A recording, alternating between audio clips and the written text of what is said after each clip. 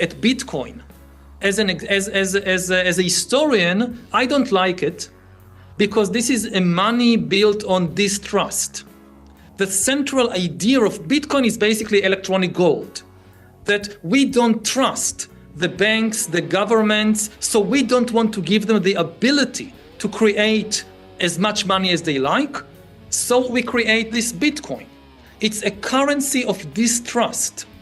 I do think that the future belongs to electronic money, but what we've seen over the last centuries is that it's actually a good idea to give banks and governments the ability to create more and more money in order to build more trust within society.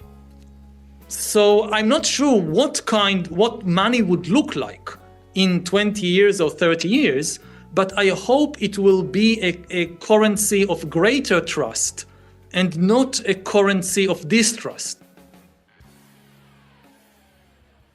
A money built on distrust. Yeah, exactly. It was like he was coming to a revelation, like, it's like a money built on distrust. Yeah, exactly. That's what it was. And in his mind, he hopes for, he wants governments to be in charge of money. But, governments have never done anything wrong. That's for sure. They've never, they have the best intentions of the proletariat and all the plebs and the normies. That's all they want to do is do good by their constituents. They really care about what the citizens think. For these guys, like, this is it's weird because he wrote this book. God, what the hell was it called? Was it The Tipping Point? No. The Sapiens, something about. Anyway, he's high in the WEF. What the hell's his name? I forgot. Harari or something like this. He is. He's high in the WEF. He was like Klaus Schwab's right-hand man, for Christ's sake. Like, imagine that being his right-hand man. Now, I guess he's Larry Fink's right-hand man. What could go wrong there, too? But he had an interesting take. See, I thought he was what you would call a diehard Jewish Zionist, based on the control aspect of the WEF. But he kind of lashed out on Israel and what Israel's doing to Gaza, and the long-term effects of it, which was interesting to see because I thought there was no way this dude was going to say anything against it. But at the end of the day, the cutest part of humans as a species is how the general population, 80% of them, will always look for, find, or believe in the good of any process or group of people, right? So this is with the mass FUD formation. Well, we'll get to that in a second, but it's more like how we will never believe that there's bad in a system. Never. Generally the good people of this earth. And when it comes to the market, we like to think that it's a free market, like an exchange, the stock market. It exists on its own with no human manipulation whatsoever. And if it is, it's just, well, you don't know what you're talking about. But we're talking about the wealth of the entire human species that gets traded on a system. They don't let. It's kind of like fooling ourselves into thinking that there's a democracy. If democracy and voting was that important, they would not let everyone do it, for sure. So when it comes to like the trading and the manipulation of a stock market, even Bitcoin, especially Bitcoin, because we like to think that Bitcoin's different and it can't be manipulated and it can't, it can do no wrong. And left to its own device, I'm about 89% a believer in that Bitcoin can do no wrong. But when it comes to the main stage and when it gets,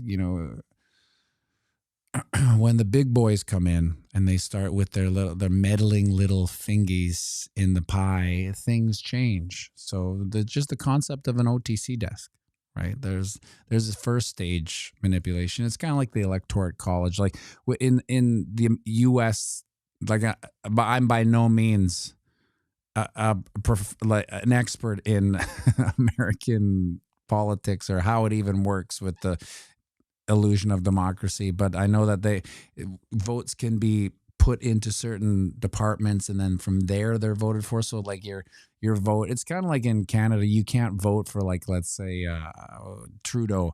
You have to vote for a representative in your area. So there's all these things, that kind of circumvent it.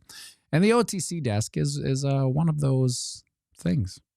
Like as long as the big boys can do the big boy things in the back rooms outside of the actual free market, then, there'll always be a little bit of manipulation. So that's why, like, you see on a day-to-day basis, so-and-so just bought $1 million worth. Like some of the headlines I see on X on a daily basis would rock the Casbah in 2021, would absolutely obliterate charts. You'd see it like Omega candle, right? And now just the price goes down. Because I think the joke may be on the big boys in the sense that you can do all the backroom buying, but if you don't entice retail in to buy your bags, then you become the bag holder. Essentially, these massive companies. So when they're buying millions of dollars OTC over the counter and they're pissing retail off, because that's what happens is that, more people are probably, when I see it, it actually makes me mad now because I just know, wow, they bought OTC. Who cares? Right? Well, what about the supply shock? Pianomattyb. Yep. One day, I guess one day there'll be a supply shock, maybe. But the joke may be on everyone because with the law of large numbers, most people look at Bitcoin at 113, 120 and say to themselves, well, we missed the boat, so we're out, right? Which I get, right? They don't understand Kagers. They don't understand they can get exposure to, right? All these things, because it was almost like the amount of intellectual bandwidth you put into Bitcoin depended on the price and the attaining a certain exposure to it. So if you knew that you could get in and get a certain amount of Bitcoin, you would do more orange pilling intellectual homework. But when it's so high, it's almost like one of those things that they would just go, well, yeah, I'll put a little bit. Oh, yeah, but I'll tell my financial advisor, whoever the hell that is, to give me 0.5% exposure to it, and they don't get orange pilled, right? So the difference between I would say 2021, 2025 is that the amount of orange pilling isn't going on. Now it will, but it's not having. That's why we're not seeing this accumulation in this retail FOMO, is that the orange pilling isn't taking place, because when you get orange pilled, shit changes. I mean, your whole life gets turned upside down because you start going deeper and deeper and deeper. And now if you're getting exposure to Bitcoin through a proxy, then you're not really getting that fully digested orange pill, because your skin in the game is still, it's not really there, right? You're still in the TARDFI system. You just, you're backdooring Bitcoin. Yeah, I heard something about that Bitcoin. Put some Bitcoin on it, right? But they're not really embracing it and getting that orange pill. Now it might change. Maybe if there's a massive run up. Until then, I don't think it'll happen. I think we will just be sitting here watching companies buy the OTC desk. And when the price gets super high, the OTC desks, the big companies start buying it, and there's no one buying it, right? So an interesting question too that I see on X a lot is, is it possible that we've just this whole bull run's been Michael Saylor buying Bitcoin? Like, arguably he's bought the most, right? Him and BlackRock. So it kind of makes you wonder, like, where would price be if these two gigachads weren't buying Bitcoin.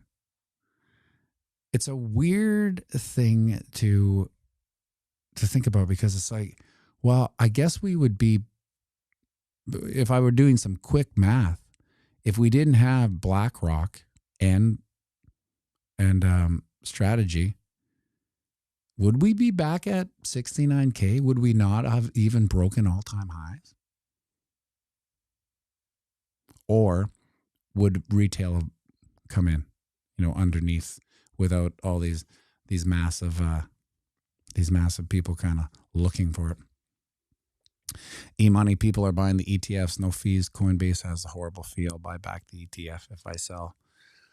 Yeah, I think that's, I would kind of beware of that, because that's what the malaise. So when it comes to the mass FUD formation, when it comes at the Bitcoinosphere hard. You get like every aspect of FUD at once.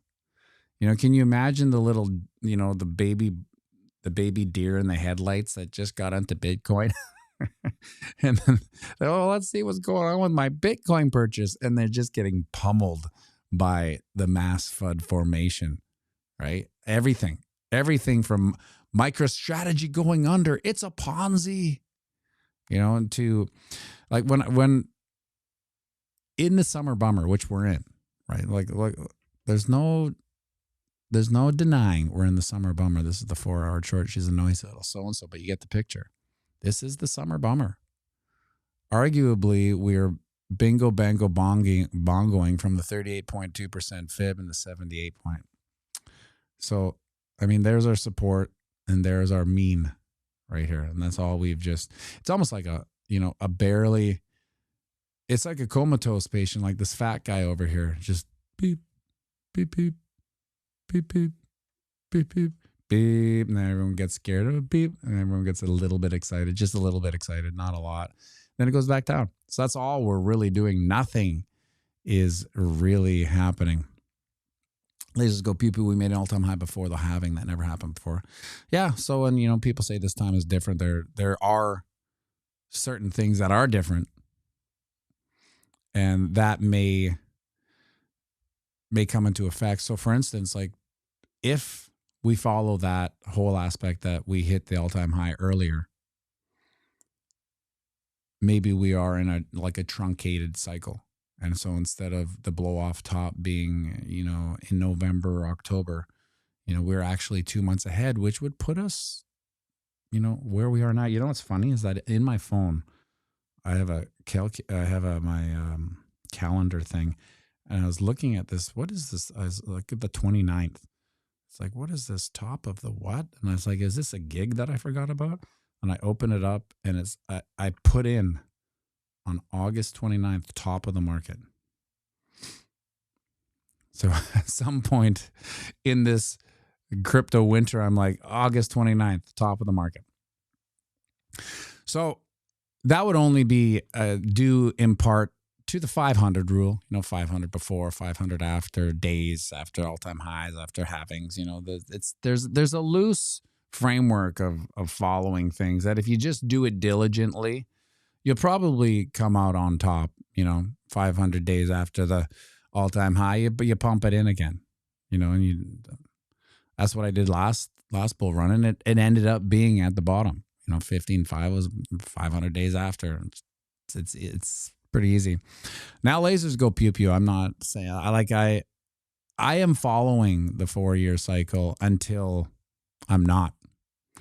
Right. So August 29th, it'd be interesting if August 29th, but that whole truncated 2 months early, we had the halving earlier, maybe that would put us at that 124 blow off. This would look like a blow off top.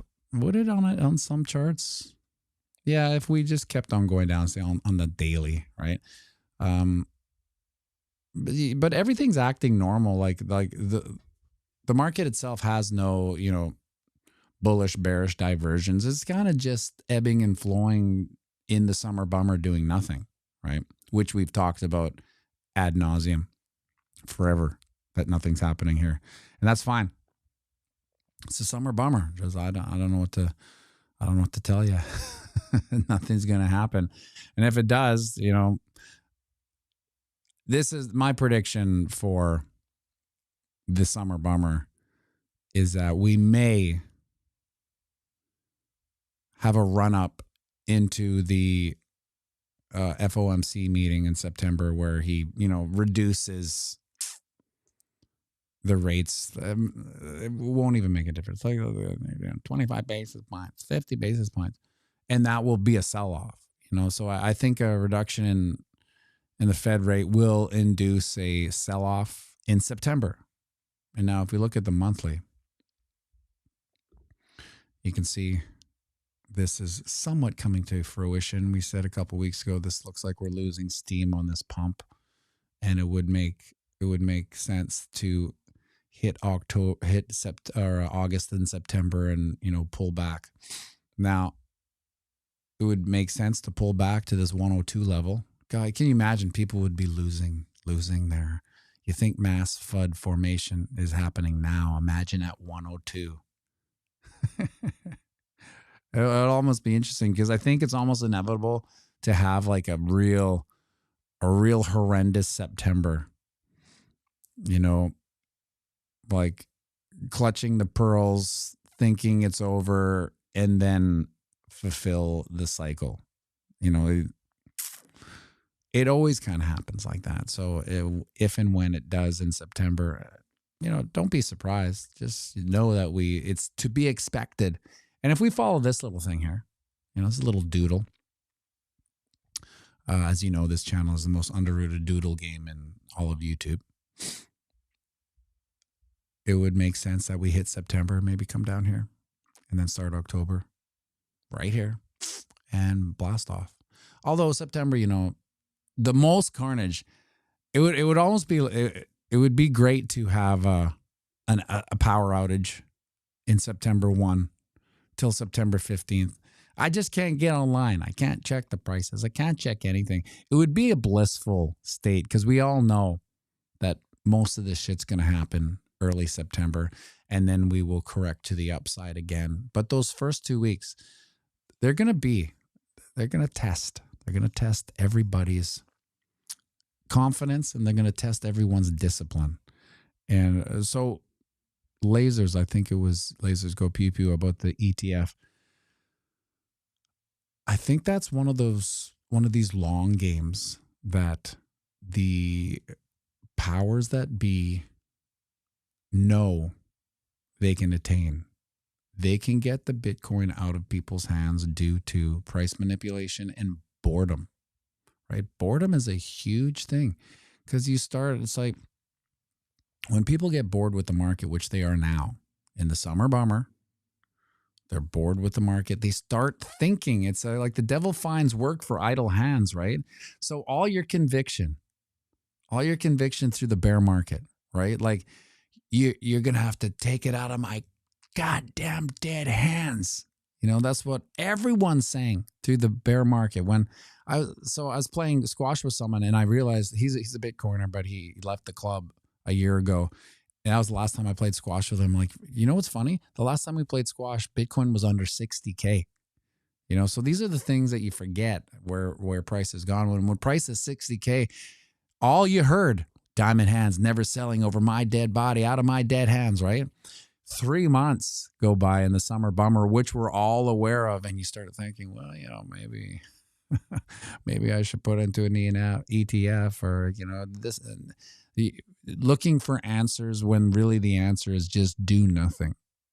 So some of the people that I was lucky enough to convince to get into, and like you'd think a guy like me would be able to orange pill a lot of people. No. Normies, in real life, it's a real challenge because first off, most of them aren't investors. Okay. So right off the bat, that's a hard sell. But if you can convince not an investor to invest, you almost do yourself an injustice because now you're taking calls. I'm not a financial advisor. Thank God.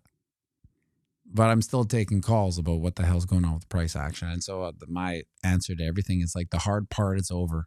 The hard part is converting your worthless fiat, your time on earth, representation of your time, your true currency. The only thing that matters is the time, and the time you put in to and getting the compensation of this worthless fiat that some other corrupt individual prints into existence, converting that into hard sound wealth that you can perhaps live on in the future.